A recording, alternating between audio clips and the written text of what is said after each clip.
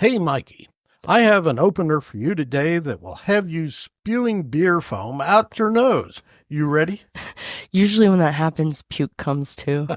Just saying. Well, there's a visual. I was Just stumped. what you wanted. I was stumped trying to think of a clever opening for this episode.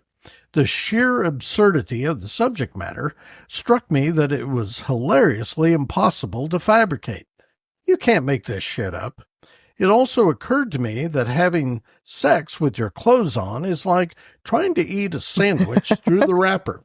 Sure, you might technically get the job done, but let's be honest. It's messy, confusing, probably harmful, and nobody's really enjoying it. Plus, you'll probably wind up with a weird stain and a lot of questions about what just happened, especially if you're having to explain it all to the cops. Take the wrapper off, people. It's called unwrapping the gift for a reason.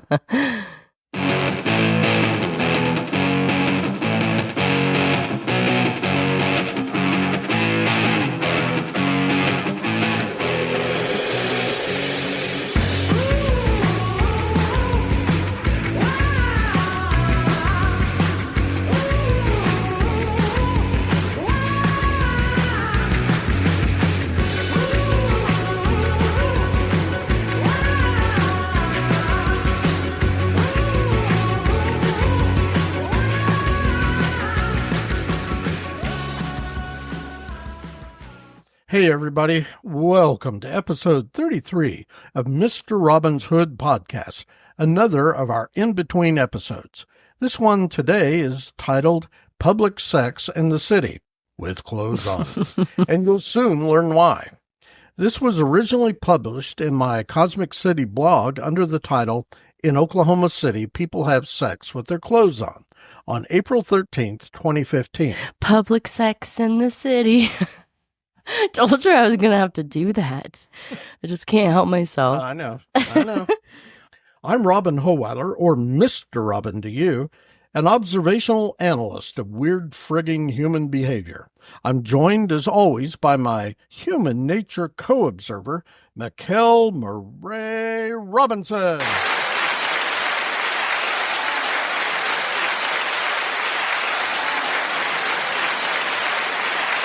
I think that's the longest applause I've ever gotten. Well, that was wonderful. Thank you. Thank you for that. But I did forget to mention, also known in the podcast uni as Mikey-on-the-Mic. Mikel is best known for approaching patrons in the bar where she bartends part-time to ask, "Do you love my new glasses? Yes or no?" Don't think about it. Yes or no? Check yes or no. The correct answer is always yes. So last night when I was at the bar, I had somebody actually comment on them, and he told me, "Did you have a Harry Potter vibe going on?" And I was like, Harry Potter didn't cross my mind until now. Thank you. Now that's all look at the mirror. I'm like, gosh darn it. I actually thought that when I first saw him, but I didn't Tell want to me say these that. things. I didn't want to say that too. So, say hello to our front lawn humping audience, Mikey. Hello, front lawn humping audience. And we're joined as usual by our cousin Fred. No, it's your cousin Fred. I don't claim this guy. his two main babes. First, the tow truck driving repo babe, Magdalene, and the ever beautiful hairdressing hydrologist, Gigi. Cousin Fred better hope they never start comparing notes. But they will. They probably They will. For context, this was a story that came from newsok.com website in April 2015. Again, this is absolutely based on true events. I couldn't possibly make this shit up. Even if he wanted to. Even if I wanted to. I'm not that clever. Okay, here we go. From the Cosmic City blog of April 2015. Had a great weekend here at the compound. Cousin Fred from Western Arkansas visited. He was promoting his latest business venture. This is a monthly event where I receive a phone call or a visit from Fred with some new idea. This month, Cousin Fred is looking for investors for a warm room. Oh my gosh. What an idea. Just saying. No, but I'll tell you what's wrong with that idea because I actually looked into that one.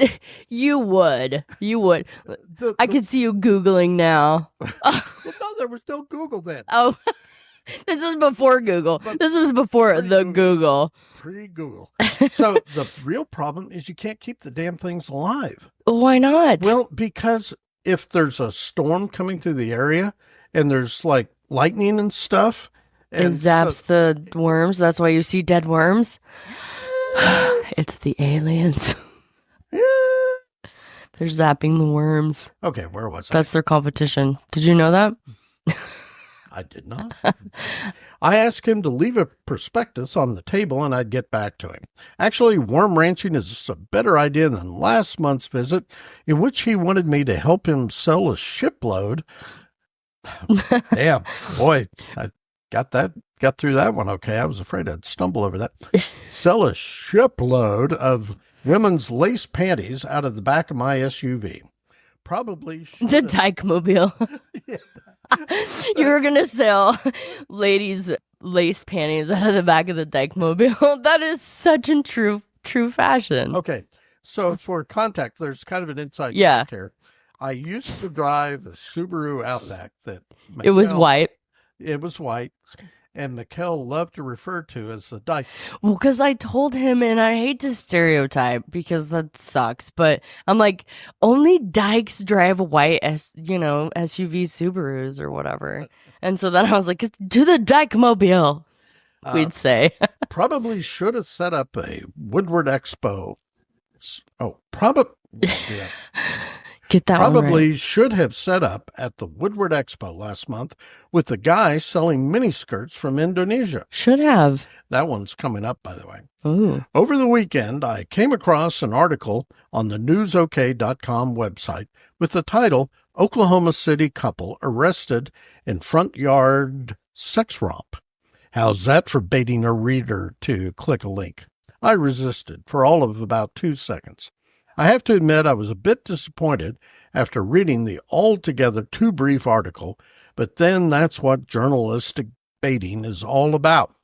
Picture, if you will, an early evening scene in northwest Oklahoma City. It's Tuesday, 6:30 p.m. You're sitting down to a dinner of Italian-style meatloaf with green beans and salad. Your fork slices easily through the meatloaf.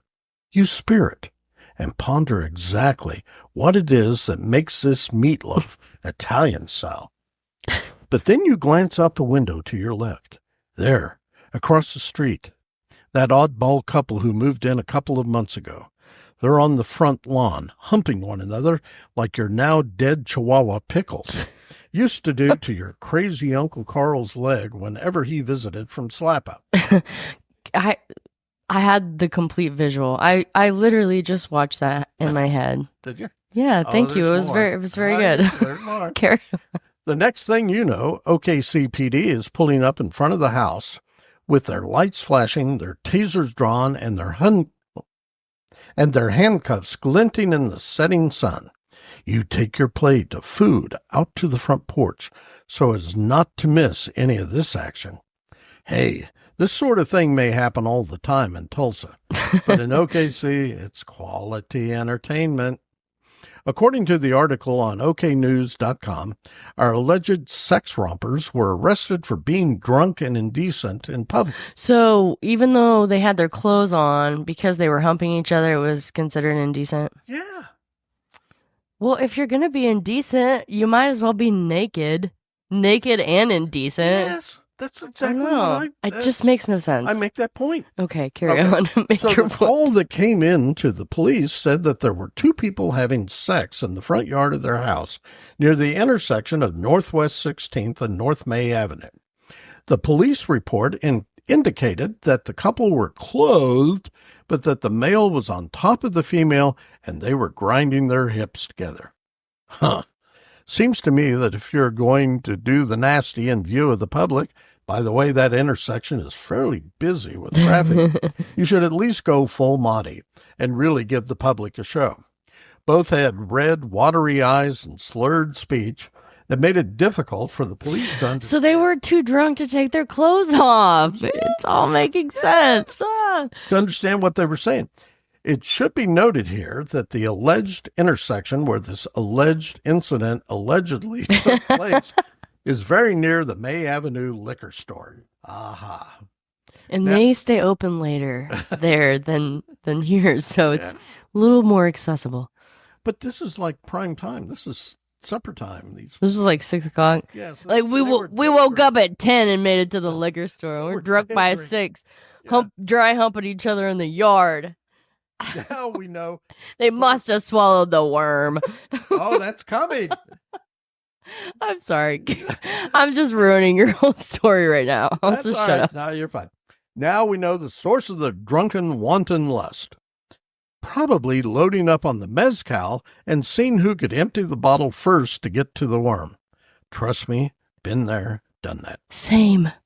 Drink enough mezcal and anyone would forget to take their clothes off before bumping uglies on the front lawn.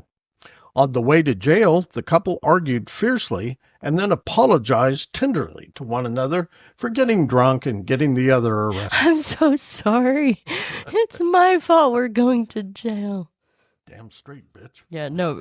I'd be like, no, this is your fault. That was it.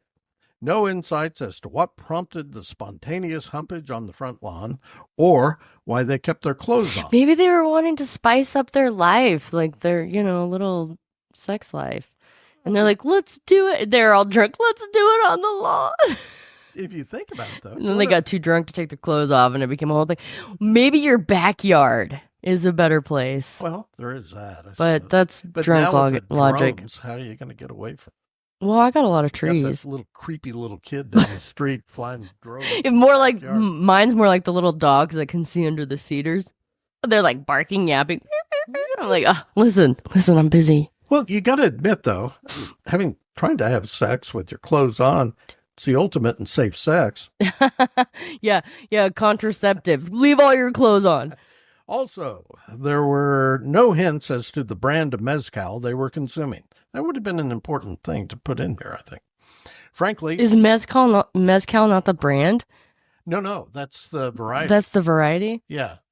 It's made... I should know this, but... I think it's made from the same cactus that they make tequila. Tequila. But it's a different process. Yeah, I only worked at one bar that actually carried mezcal, and I didn't do the ordering then, so I just thought that it was... You just ate the worm. Well, I did. Yeah. Well, yeah. I mean, I'm that kind of creepy person. I'm like, ooh, like people are like, what is that? And then I'm like, I want to eat it. Put it in my mouth. Frankly, the article left me feeling like a teenage boy humping his parents' ottoman. Oh, like that pig that was humping the canoe, and I finally showed you the video. There you go. Titillating, but not altogether satisfying. But I digress. So let's review what we've learned and how we can improve from this experience. 1. Mezcal makes you crazy. Hint, it's probably the worm. Probably best not to live within walking distance of any liquor stores. 2. I live in walking distance of liquor stores. 2. That just hit me.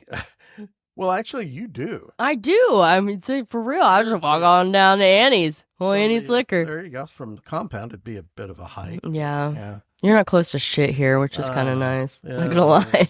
I envy that. 2, maybe Cousin Fred should look into mezcal worm ranching. Yeah, there you go. 3, once the mezcal takes hold, zippers, snaps, and buttons are too much to deal with.